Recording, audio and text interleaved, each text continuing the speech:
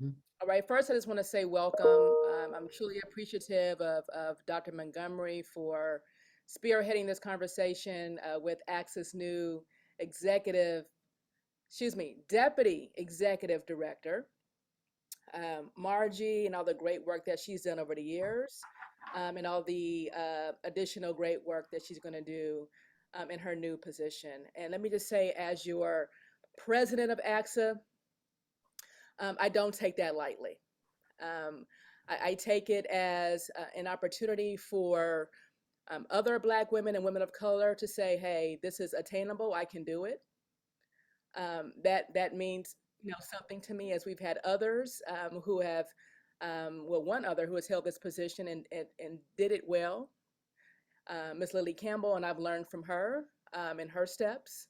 And I'm going to say I'm just so grateful just to be in this space with you. My daytime job is as the Assistant Superintendent of School Support Services of the Long Beach Unified School District.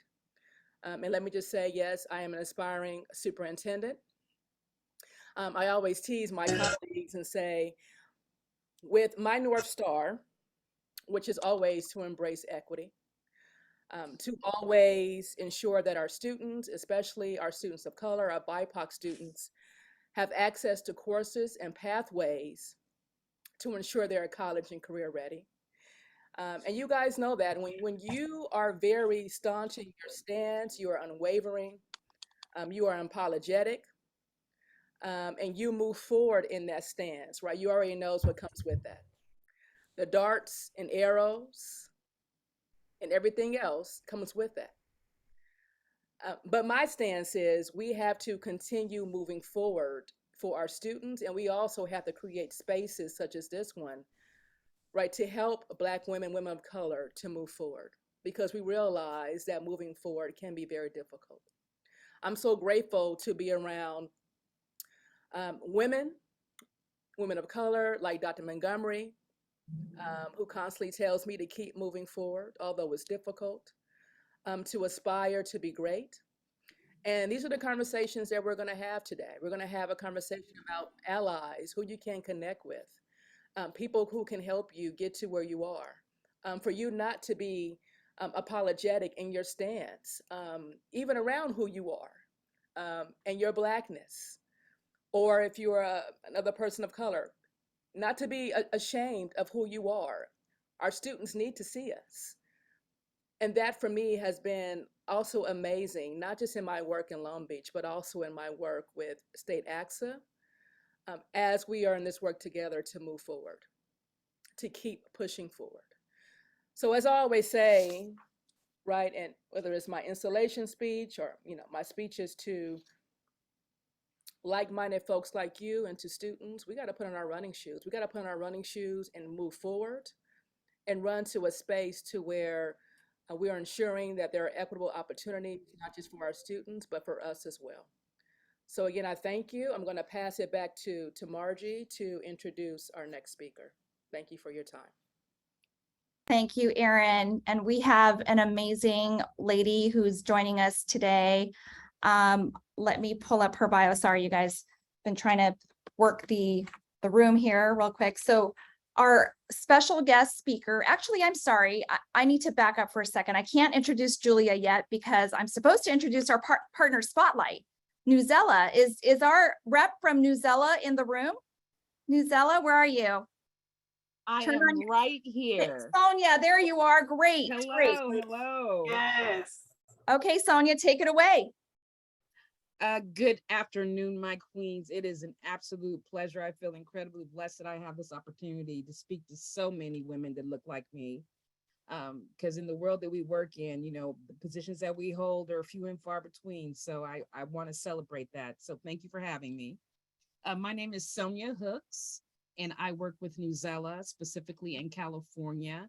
And I would like to just say thank you for allowing me to join AXA for Black Women in Leadership webinar.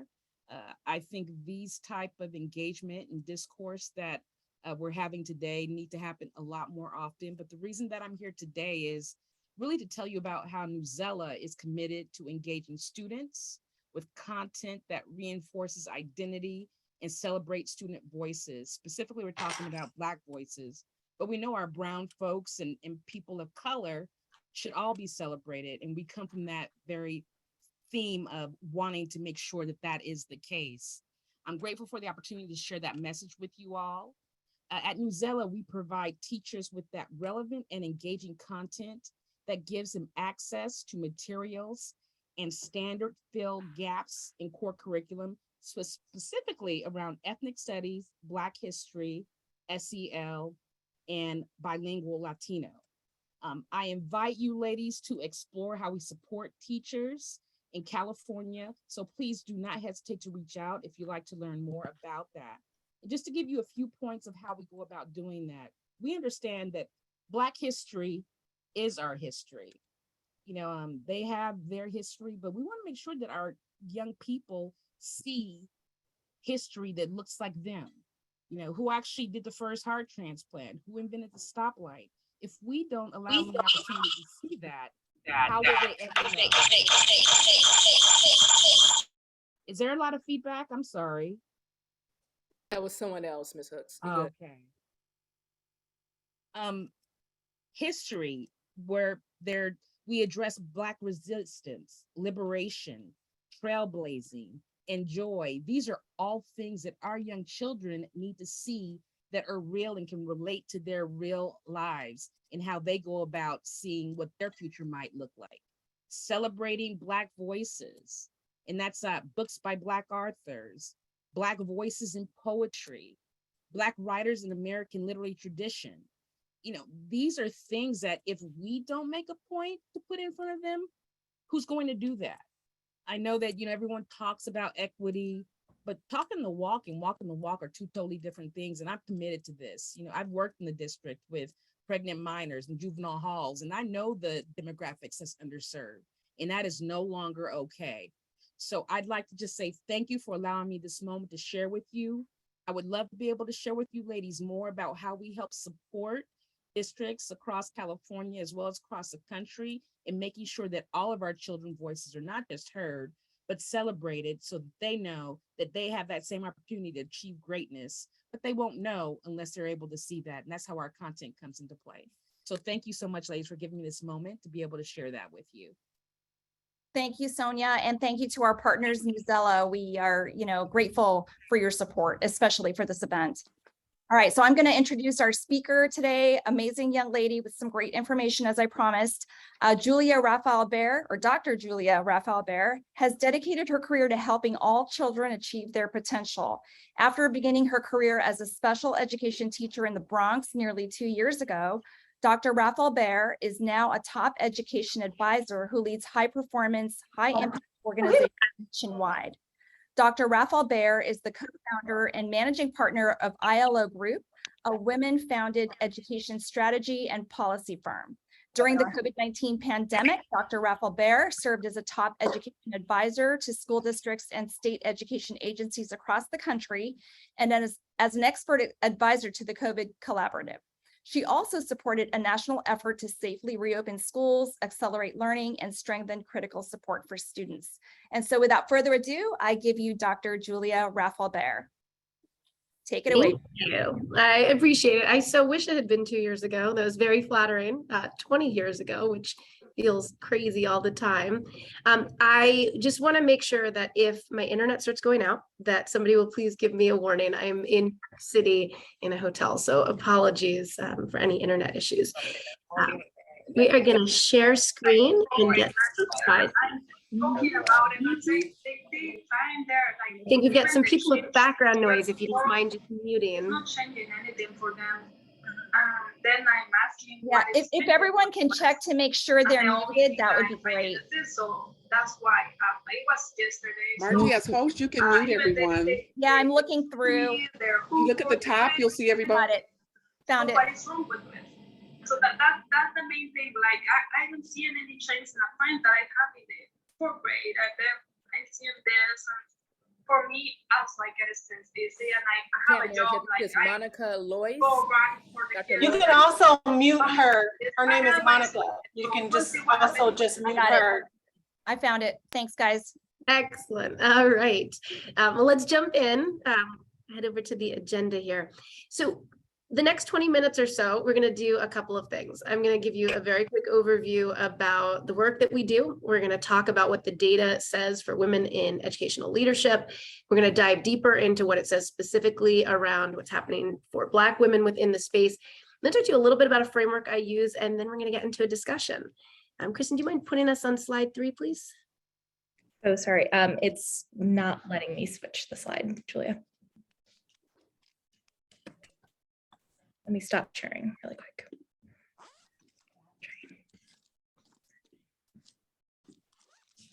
There we go. Okay, great.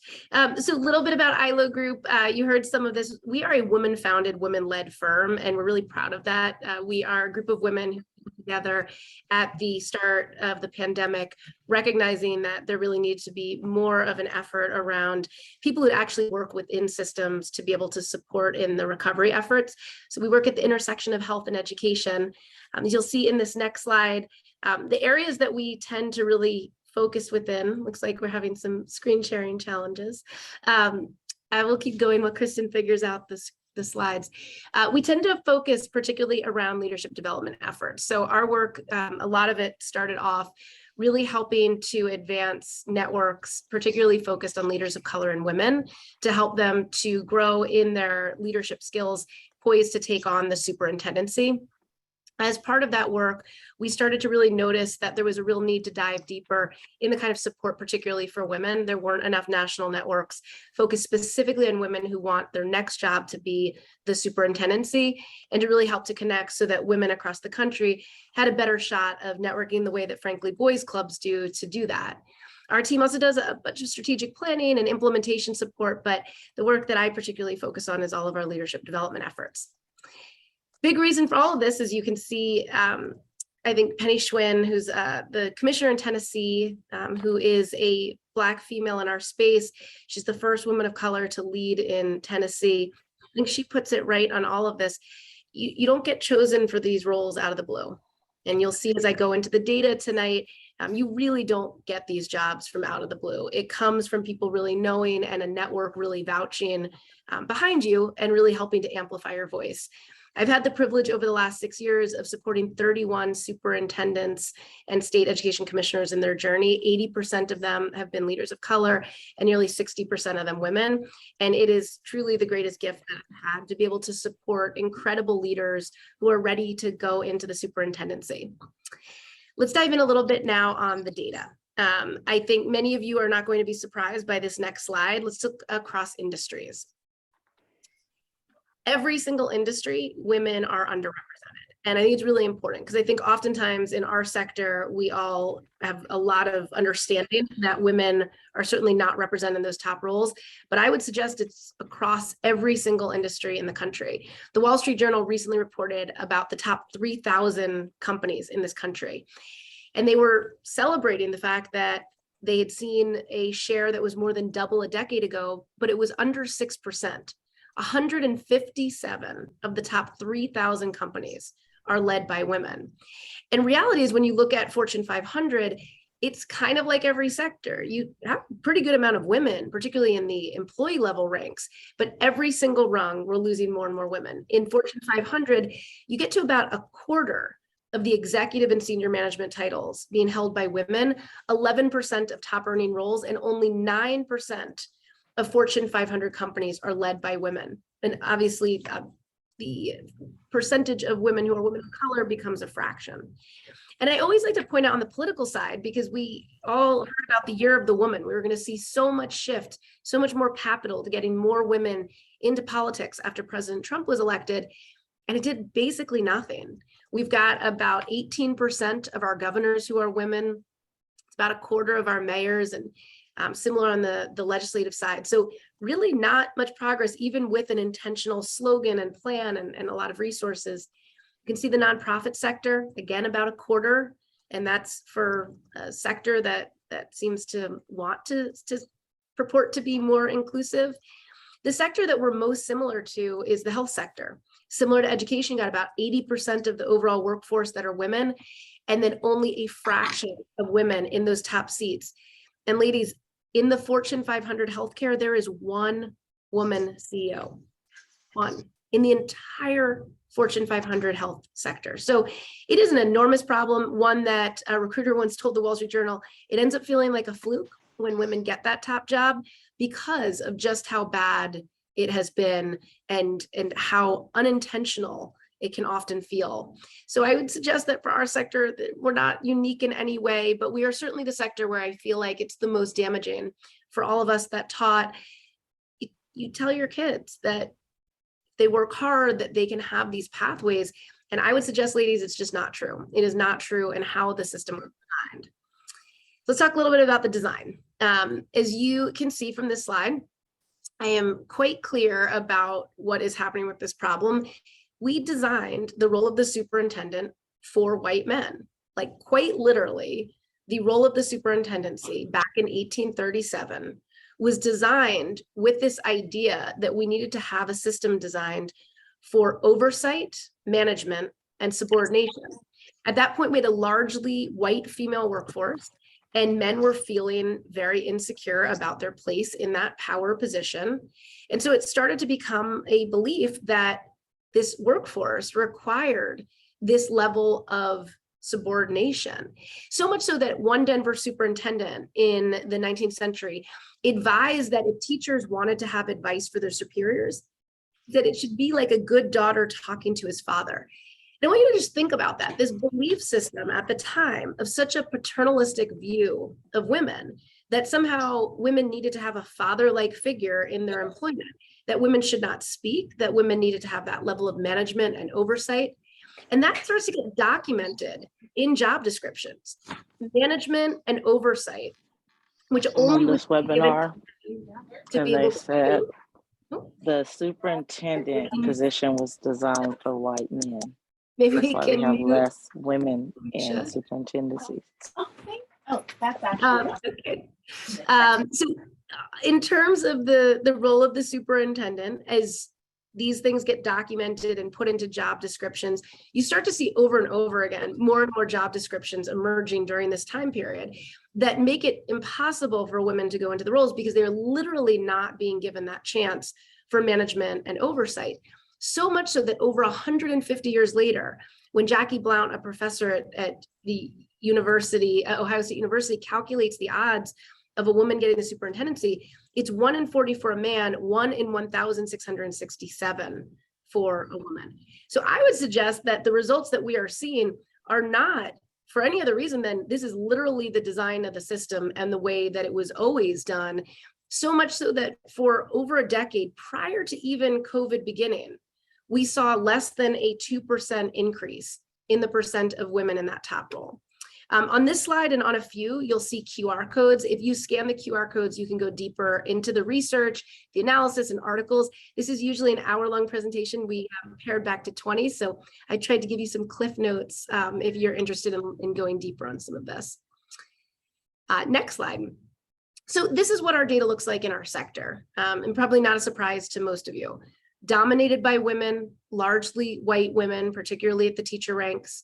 Similar, we start losing some women, but still good percentage of our principals and then our cabinet roles. It is only at the top and with barely any sort of budge for over a decade in terms of the percent of women in this system.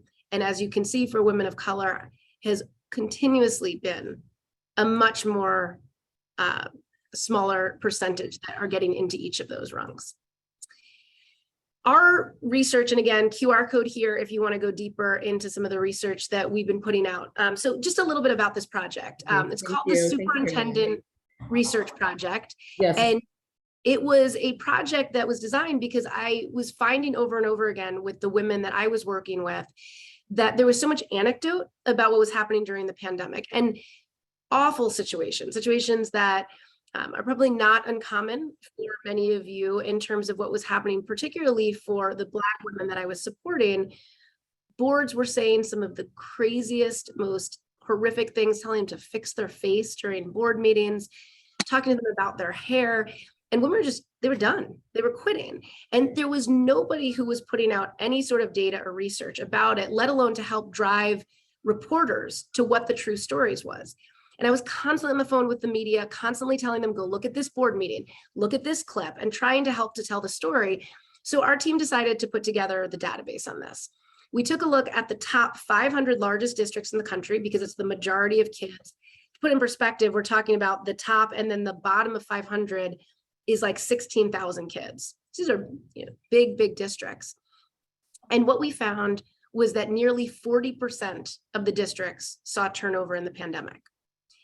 The typical rate on this that AASA puts out is 14 to 16%.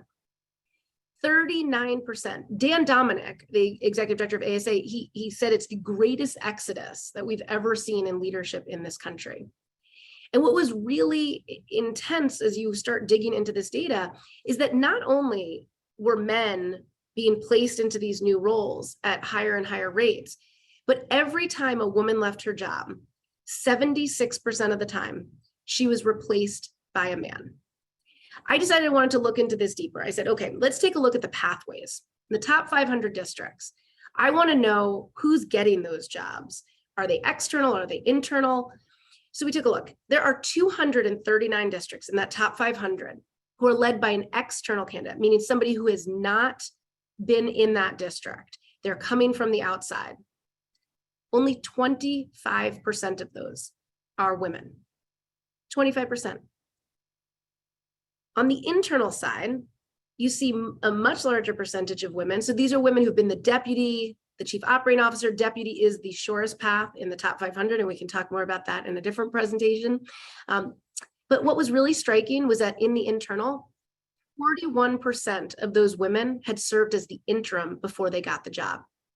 And I want you to just think about that, right? Like you all know, we have to knock it out of the park. We have to show our results over and over before a board decides that they trust us enough to give us the job. But for men, they can walk into a job based on just the potential that they have, and they're getting those jobs in the top 500.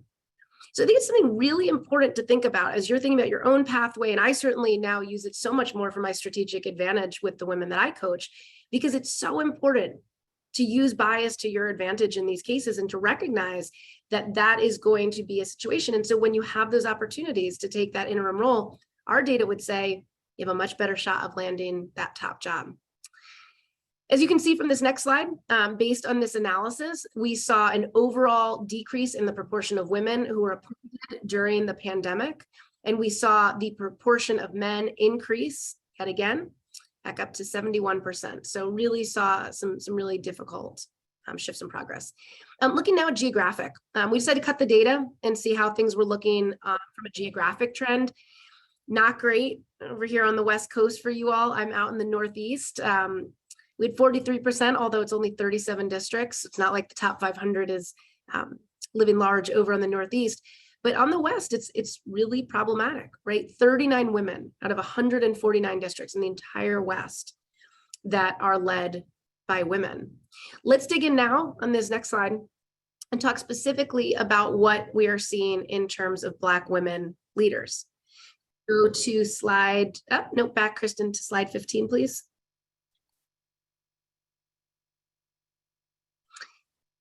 So as you can see from our data as of March, Black women lead just 35 of the top 500 largest districts. And as you can see here, you've got 4 of them that as of March 2022 were led by Black women.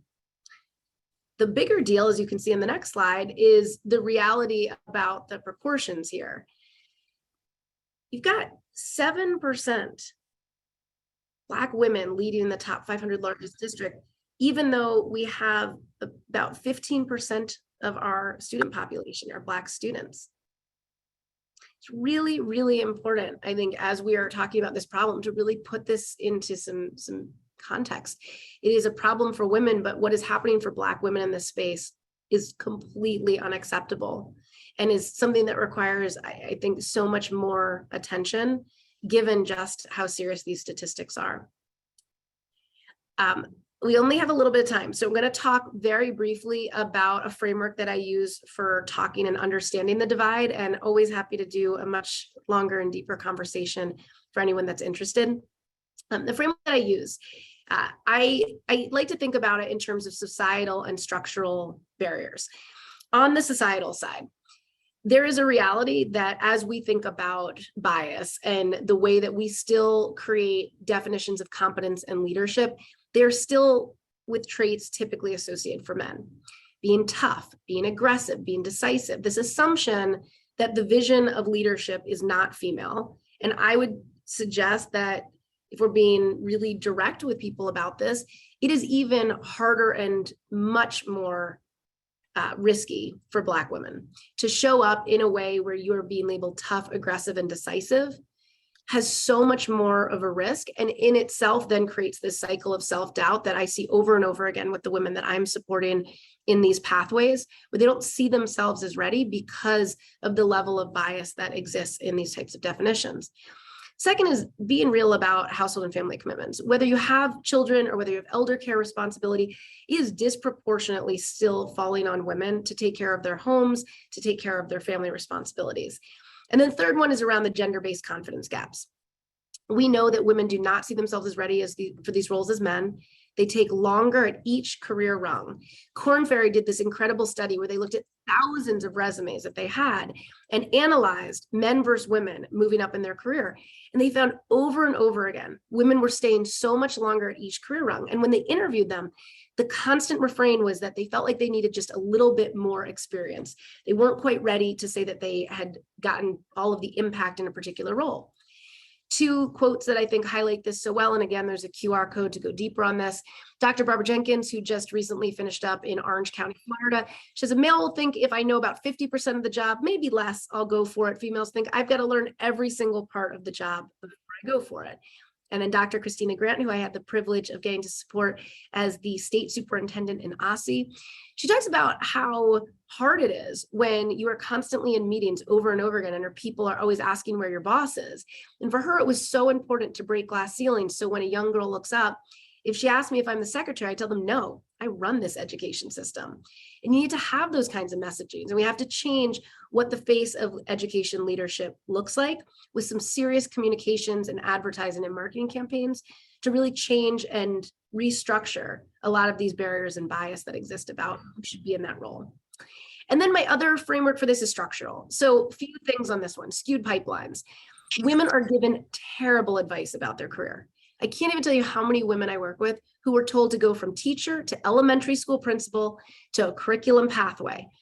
Ladies, that is the worst possible advice you could ever be given about your career. I promise, like the Korn Ferry study, you will spend so much longer at each career rung, and you still got to get into that deputy role if you want the best statistical likelihood that you will get into the top 500. Reality is that the best pathway is the high school principal. The high school principal, if you just think about the level of exposure that they have to the community, to the board, the football games, the basketball games, remember the role that bias plays. People who experience you over and over again trust you more. So when that role opens up in central office, it's the high school principal who has the most likelihood to end up in a role that will favor a financial and operational component of their job. They will then be most likely to be tapped for that deputy. And that is such a tough reality because it's just not the way that so many women are coached as they're pursuing these jobs. In particular, certainly not with the kind of financial and operational chops that you need if you really want to be competitive for the top job.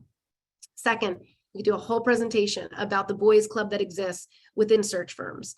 Search firms, by and large, pay white men who have been former superintendents to go and get them pools of candidates. And they will use you women over and over and over again to fill numbers in these search, telling you like, yeah, you'd be so great for this search.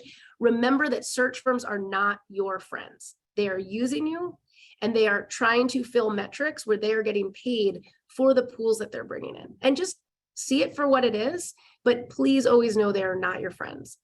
Glass cliffs. We know that so often women are brought into the hardest turnaround situations, and as a result, they have the far more likelihood for being blamed for failure. As Alicia said at the top, she's absolutely right. How many women do you know who have been fired by their board and end up in another job?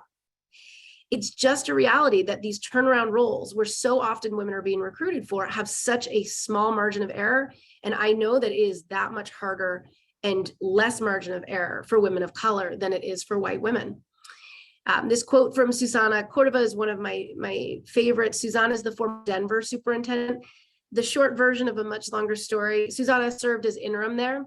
And while her white male boss went out on a year-long sabbatical where he lived in South America, she knocked out of the park, did a great job. Tom decides that he is not gonna stick around. So after he came back for a few months, he decides to go. The board decided they wanted to have a search process. And in that search process, they get down to a final 3. I happen to know the other 2 candidates. The night before they were going to release the names, the other 2 pull out. One gets a job as a superintendent somewhere else. The other one goes up to the governor's office. The board is left with only Susanna. There's no way at this point you're going to run another search.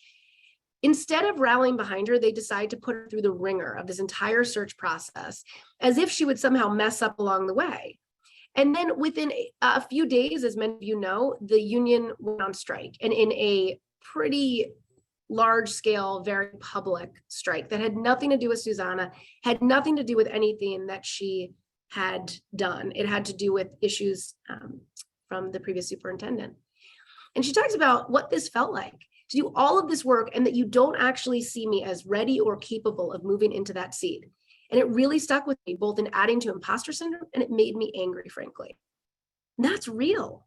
To not have that support, and then what that does for that glass cliff situation, it's impossible.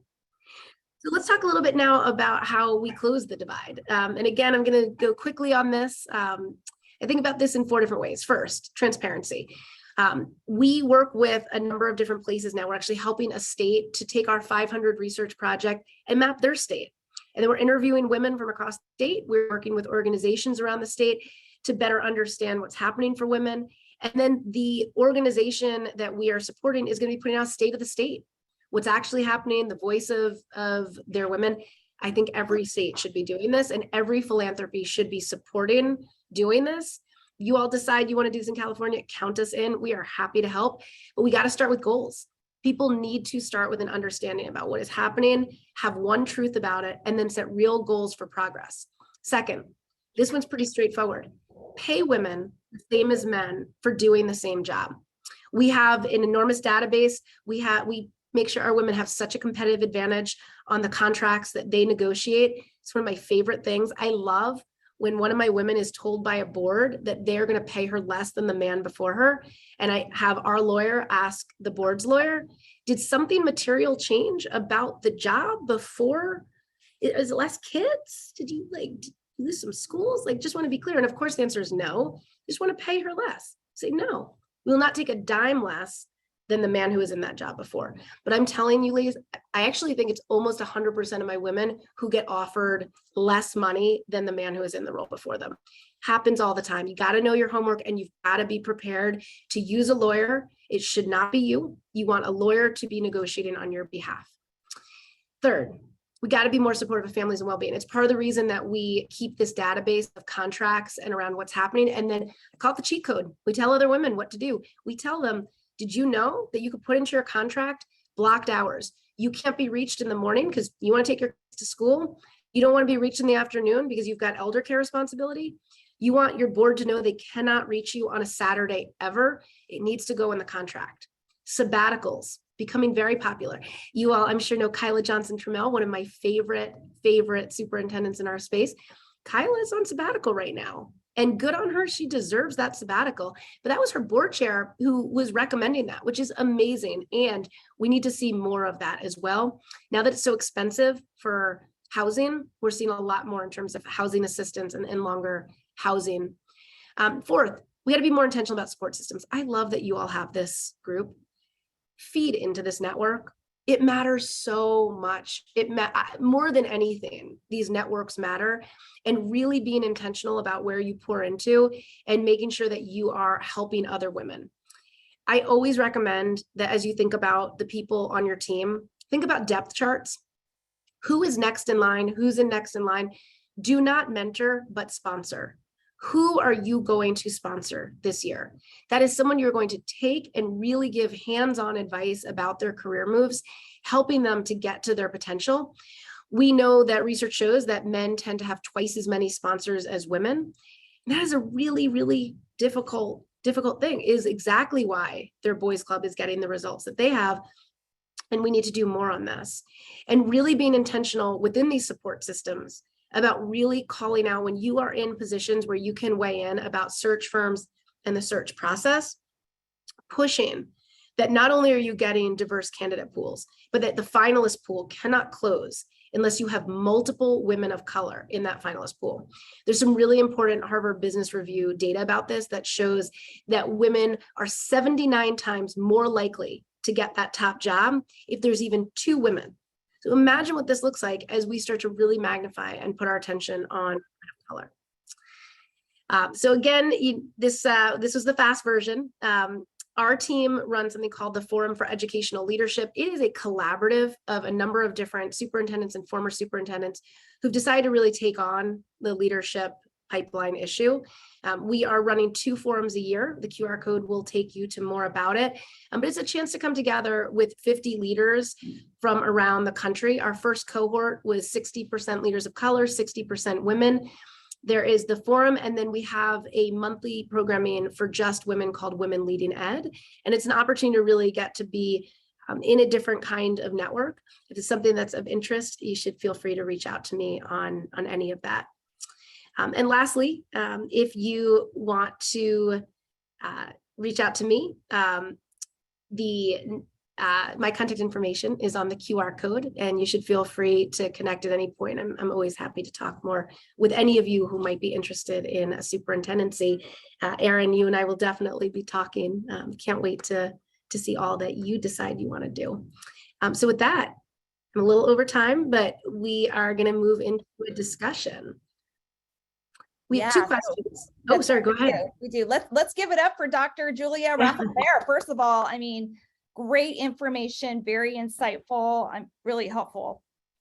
So we are going to move into some small breakouts so you guys can have some time to kind of reflect and have conversations about some of the information that she just shared with you. I'm going to put the question in the chat that we want you to ponder in those small breakouts. So I'll put it up right now. And then I'm going to ask one person or somebody to volunteer from every breakout room to sort of help facilitate that conversation, and then be prepared to come back out to the large room and share a few thoughts with the rest of us. Okay, does that make sense? All right, so we are going to open up the breakout rooms. Elaine, are you still there? Can you help me with the breakout rooms? I'm still here. Okay, Sure. all right, I think I have it. Let's see. I'm gonna do, how about we do 6 breakout rooms, and that's about 10 people in each breakout room. Sure. Okay.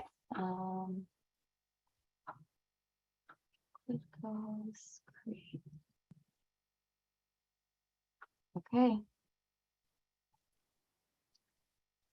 Something should pop up on your window where it's asking you to join a room.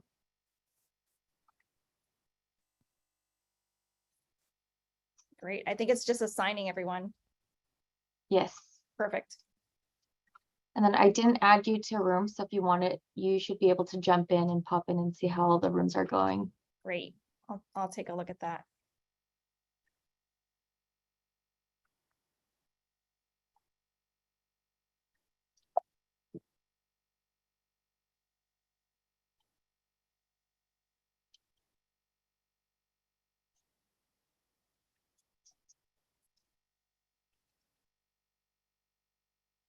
If anybody needs help being put in a room, please let me know. I can easily put you in there. Thank you, Elaine. How you doing, Dr. Simon? I'm good. It's like we need to be connected. I see you all the time. I know. All this good work. Yes. And it'll be in person in about 2 weeks. That's right. I can't wait. I know, I'm excited. I'll see you soon, okay? Yes, yes. All right.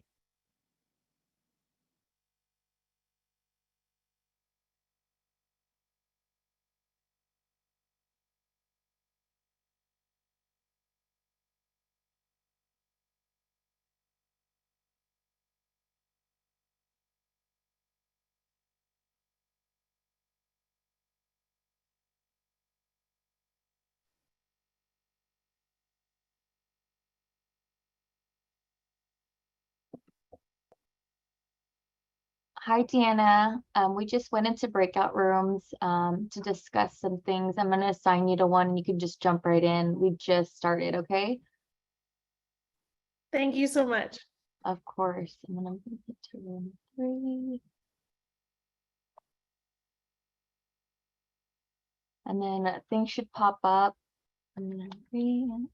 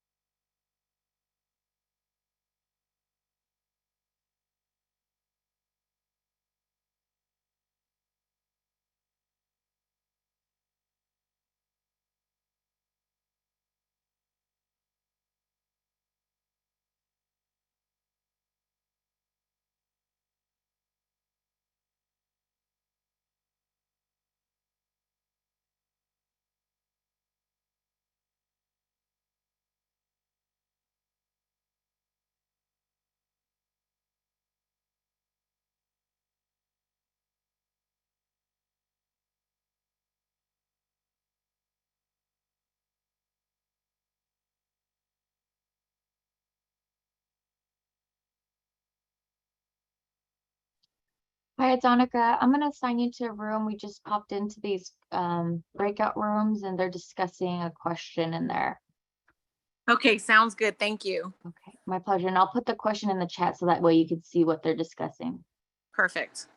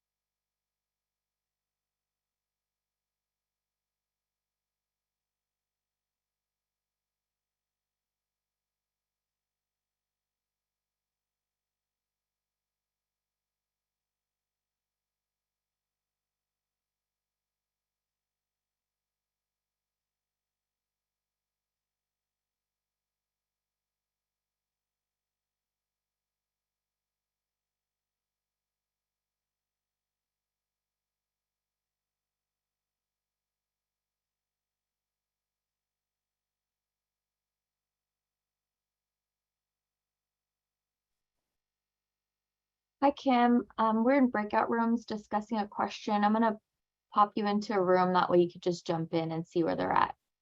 Okay, thank you. My pleasure.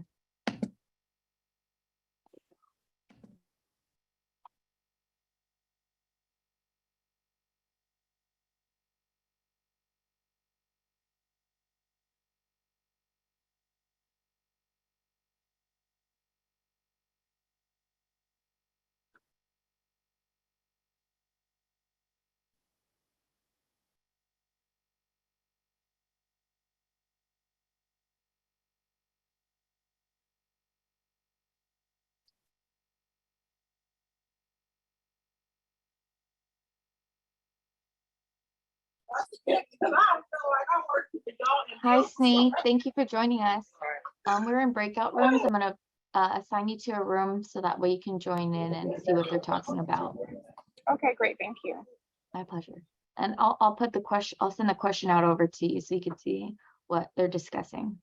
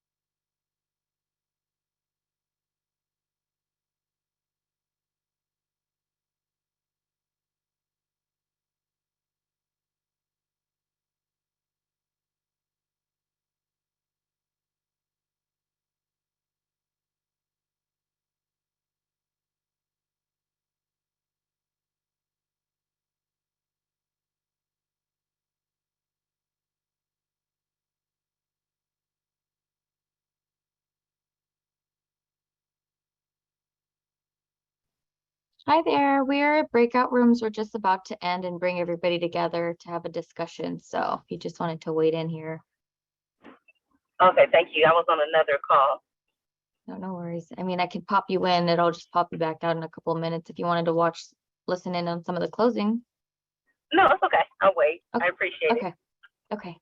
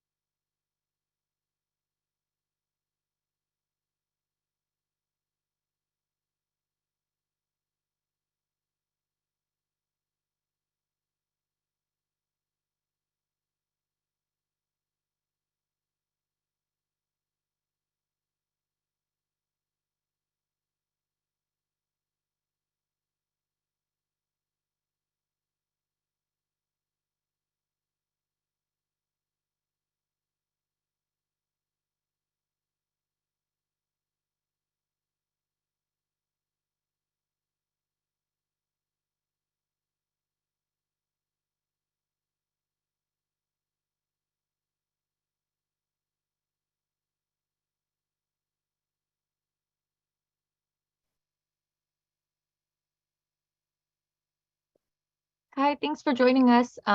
We're just about to end the breakout rooms and we're going to all come back in together if you just wanted to wait a moment.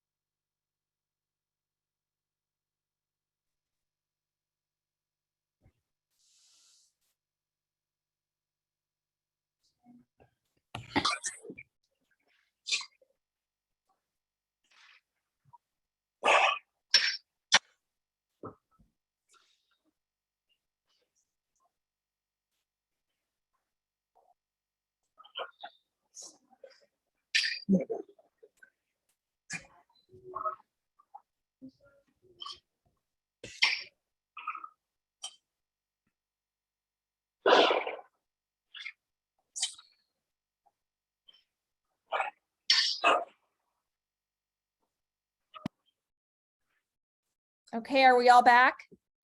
Yep. Did we have really good conversations in our small breakouts? I know mine did. So we're just going to take a couple of minutes now for some of you to, pipe in and share some of the reflections that happened in your room. So go ahead. Don't be shy. My name is Rochelle, and I was in a group of awesome ladies and a gentleman. But what we, to summarize what we discussed, was self-advocating unapologetically, having a work-life balance, a sponsor versus a mentor, and an interim as a trial position to get the job, and being aware of how we present as being Black women, that it can be challenging for others. Thank you. Great. And that we're gonna see everybody at the CASA convention of March 13th through the 15th in ACSA leadership. Third, fourth, and fifth. Thank you. Awesome. Nice. Thanks for that plug for both organizations. Mhm. Anyone else? I think we have room for, two more reflections from the small rooms. In my group, we talked about mentorship and the power of that. And also there's a class being offered at the summit, a session for us to talk about this kind of get some strategies on our resume and how to navigate and negotiate as we continue to move in our leadership role. Hi, Dr. Kim. Thank you. Great. On Okay, the let's notion do of, one more. of resumes, I just want to add this piece. I was a notoriously challenged interviewer. Just and I when I look at my resume and I look at people that got jobs and I didn't get those positions when I was more than qualified, I had to look at my paper and more prep. So Mary Lou Ryder's book, and I saw her at the women's conference. I think I have it right here. Saved my, it's this one, Rules of the Game, How to Win a Job in Education. Anyway, How to Win a Job in Ed Leadership, Mary Lou Ryder. And I saw her, I got a chance to, totally fan on her at the women's conference a couple weeks ago. But I just want to recommend that was what really honed my resume, my cover letter, and prepping for the interview for this position. So just sharing that piece. Great, thank you. Some really great reflections. We're going to go into. It gets you into the office. It gets you a. We're going to go into our second set of small breakouts. It's our last one. We'll have 10 minutes in there. I put the question in the chat room. It's what connections did you make to your own understanding of dismantling and rebuilding our education systems? So we'll do the same thing, just somebody help facilitate in that small room. Elaine, can you break us up again? Sure, 1 second. Thank you. 8, 6 rooms.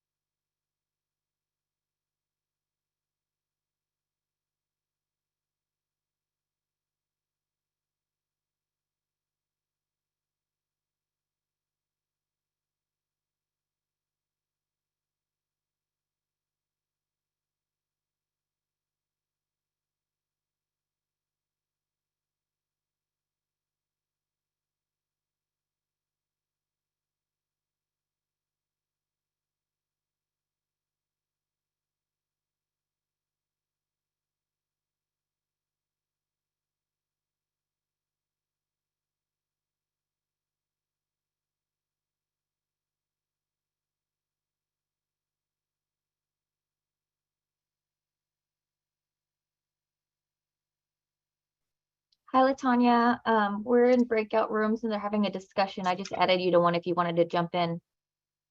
Thank you. It's been crazy. I've had to log on like 3 times, but Oh thank you. no. Oh no. I'll join now. Thank you. Okay, okay.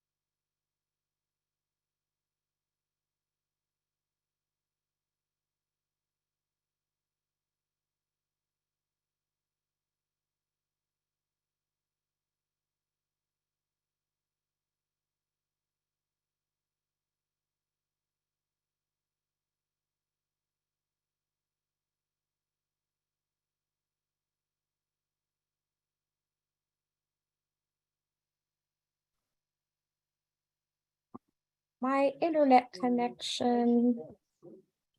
Oh no.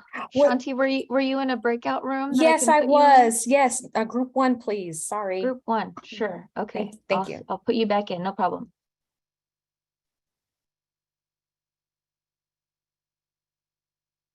Okay, it should have asked you.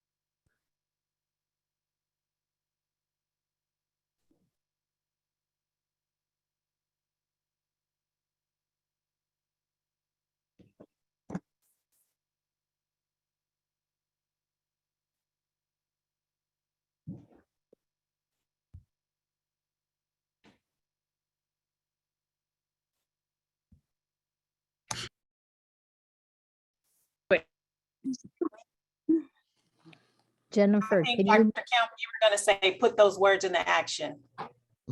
That's the overall plan, right? Thank you. Jennifer, can you put the book title into the chat for everyone? Because we were all trying to remember what you said. Absolutely. I'll do it right now. And can I ask Adonica, she was in our group, she was beginning to give us some references. Can you put those references in the chat too? Absolutely, I can do that. I love that you guys are getting resources and stuff, you know, and making connections at this event. This is exactly what it was meant to do, all the while educating all of us ourselves on some of the data. All right, so my little group had some really good things to say the second time around too. So anyone from that group want to pipe in and share some reflections in the big room? Don't make me call you out.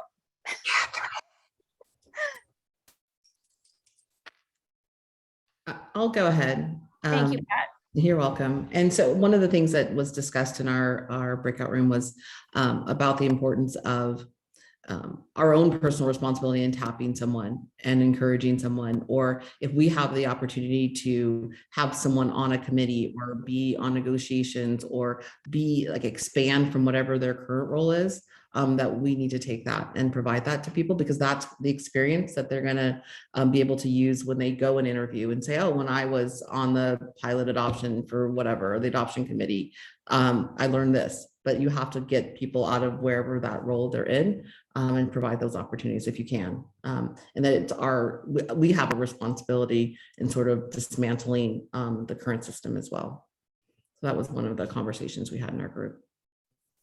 Yeah, excellent. Thank you. Anyone else? One or two more? And then I have a question for Daryl Camp, because I think he's the only dude in here.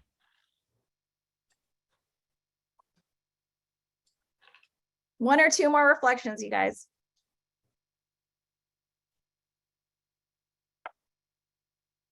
No? I'll jump in. I would just, oh, go ahead. Okay.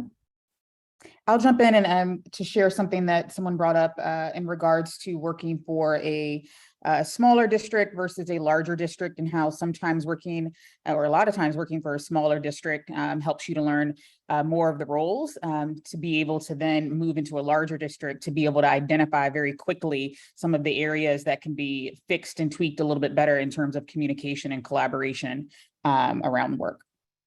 I thought that was helpful. And I've also seen that coming from bigger and smaller schools. Yeah, excellent. Thank you for sharing. One more.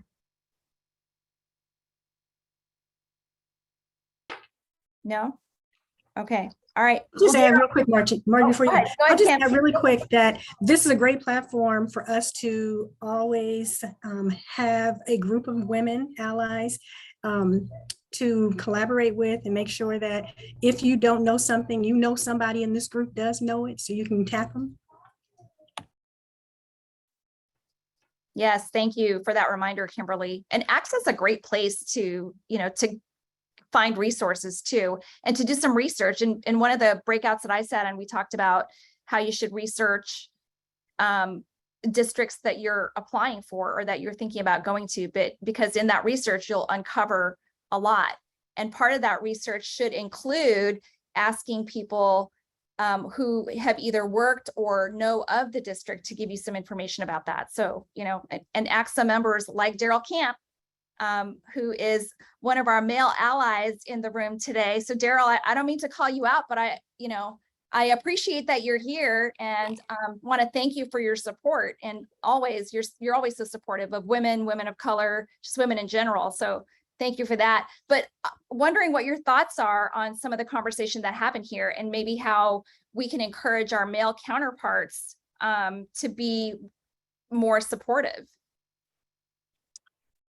Yeah, good question. I mean, I'm always trying to learn and put myself in situations that, may not be designed for me, if you will, as a straight Black man.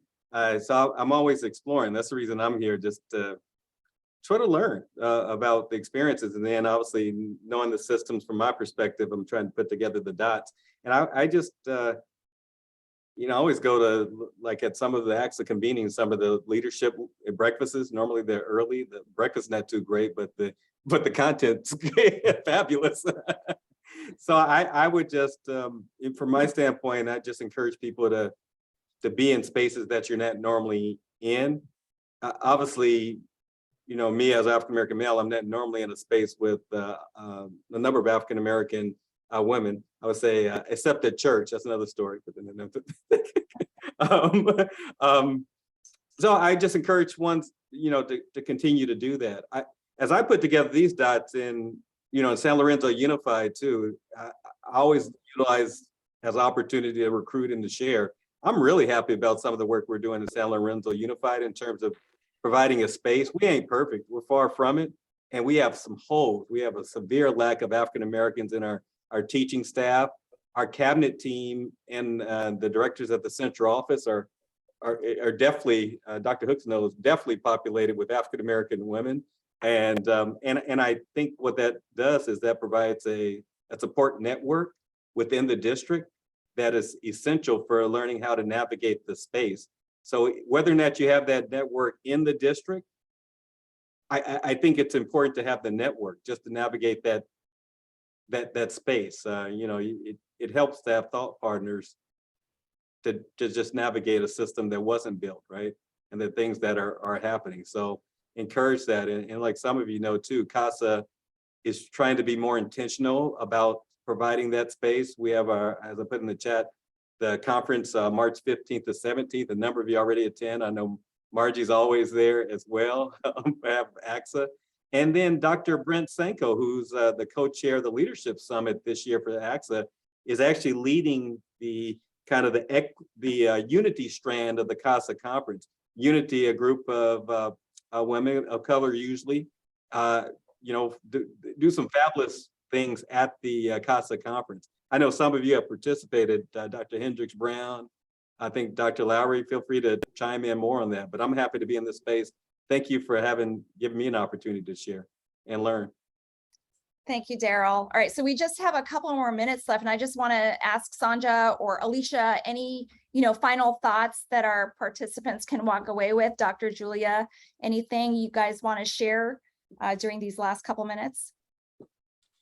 I would like to just, I was just going to share that the whole reason we're here this afternoon is because of a sisterhood. It's a sisterhood that I've had with Sonia and Tranelle. Those conversations that I've had with those two ladies specifically added to me having further wonderings about this issue, so that when I did have that conversation with Dr. Estrada, and she was able to give me another sister in the fight, Julia Raphael Bear. And so I want to say that connections and sisterhood really does matter. And sometimes our sisterhood is so much about helping us through tough times and having those conversations. But also sometimes our sisterhood can lead to strong and really wonderful actions like today. So I just want to thank you, Margie, for always having that listening ear. When Margie hears a need, she's one of those people that will try to fill the need. And I've always loved that about her. That's why she's a really good friend of mine. And whenever I ask her a question, she's always wanting to know the answer. And I just appreciate that. So I just appreciate the sisterhood. Dr. Lowry. Thank you so much. I want to thank all of the ladies and Dr. Kemp that joined in today, just for being present, just being mindful, right, that we are one another's confidant, sounding boards, cheerleaders, right, and that this idea about pouring into one another through mentoring and coaching and sponsorship is what helps us navigate the system that tries to oppress us, you know, while we're trying to dismantle it at the same time. And that my last thought would be that it's not just about having this conversation, but really about how we move from awareness to advocacy to action. So what actions can we move towards? What planning can we move towards with regard to the dismantling. So thank you for the opportunity, Margie. Thank you, Sandra, and thank you, Alicia. There's a man in the room, Malcolm Norrington. He put in the chat, I'm also a male. So Malcolm, where are you? Yeah, I'm right. I'm right here. I'm right here. I joined a little late, but I just wanted to make sure you all knew that I was a male in the room also. Awesome, awesome. Well, thank you for your support. Thank you for being here. Yeah, for sure. Yeah, so we've come to the 5:30 hour. Julia, is there anything you want them to walk away with? One last piece of wisdom before we go? You are ready. I just heard so many different powerful, incredible women who were doing that thing where you were starting to question. And I want to say out loud for every single one of you, you are ready, and making sure that you pour into this network and pour into networks so that you have people that are vouching for you, people who are able to speak to your results. Use this network to really practice. Iron sharpens iron, and don't be shy reaching out to me. I've supported 31 incredible leaders, and I am always happy to talk with you about any of this stuff, and am always happy to share the cheat code. That's how we're going to get this done, ladies. Really, really grateful for the space. Thank you, Julia. What I'll do too is I saw in the chat somebody wanted to know, whether or not we were going to be able to connect you guys post event. The answer is yes. I'm going to figure out how to do that to make sure you guys have each other's emails and pictures and stuff like that.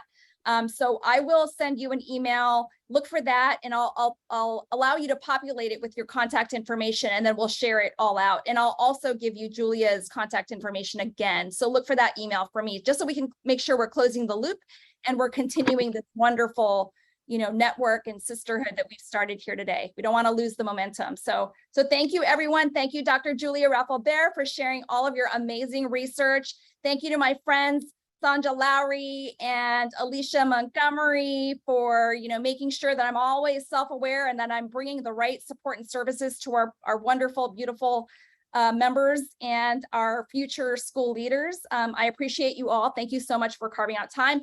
I'll see you again soon, hopefully. All right. See you later. Thanks, everyone. Hey, Catherine. Bye. Bye, ladies.